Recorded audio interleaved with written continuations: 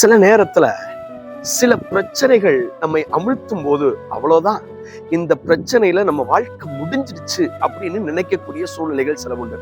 இந்த வீடியோல பாருங்களேன், இந்த சிங்கம் இந்த காட்டெருமைய கழுத்தை பிடிச்சிருச்சு, அவ்வளவுதான். நம்ம பார்க்கும்போது என்ன தோணும்?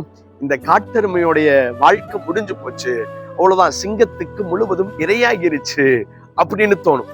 ஆனா இதனுடைய முடிவை பார்க்கும்போது அந்த காட்டெருமையினுடைய முயற்சி தன்னை காப்பாற்றி கொண்டது.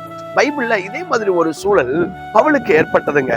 அவர் கப்பல் பிரயாணத்துல போகும்போது இனி தப்பி பிழைப்போம் என்ற நம்பிக்கை முழுமையும் அற்று போயிற்று. அவ்வளவுதான், இனிமே தப்பி பிழைக்கவே முடியாது, அவ்வளவுதான், இனிமே நம்ம இந்த கடல்லையே செத்து போயிடுவோம் அப்படின்னு நினைக்கிறாரு.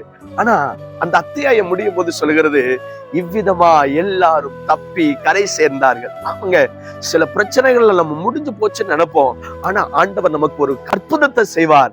அந்த அற்புதத்துல பாத்தீங்கன்னா எந்த காரியம் நம் முடிஞ்சிருச்சுன்னு நினைச்சோமோ அந்த காரியத்துல மறுபடி எழும்ப தேவையான பலனை அவரே செய்கிறார். ஒருவேளை நீங்க அப்படிப்பட்ட சூழல்ல இருக்கிறீங்களா? மறுபடியும் எழும்புங்க, முயற்சி செய்யுங்க, ஆண்டவரை நோக்கி கூப்பிடுங்க. அதற்கு தேவையான ஆற்றலையும் பலனையும் அவரே தருவார். நீங்க அந்த காரியத்துல விழுந்து போவது இல்லை, அந்த காரியத்துல முடங்கி போவது இல்லை. ஈறு கொண்டு எழும்புகள். கர்த்தருடைய துணை உங்களுக்கு இருக்குது. நிச்சயமாய் இந்த பிரச்சனைகளில நீங்கள் ஜெயமெடுப்பதற்கு ஆண்டவர் உதவி செய்வார். நம்ம ஜெபம் பண்ணுவோமா?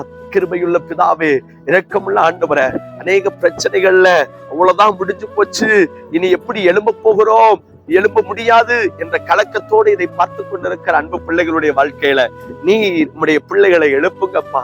அந்த தோல்விகளிலிருந்து, அந்த சூழ்நிலைகளிலிருந்து நம்முடைய பிள்ளைகளை எழும்ப செய்து கரை சேரும்படி கர்த்தர் கிருபை பாராட்டும்.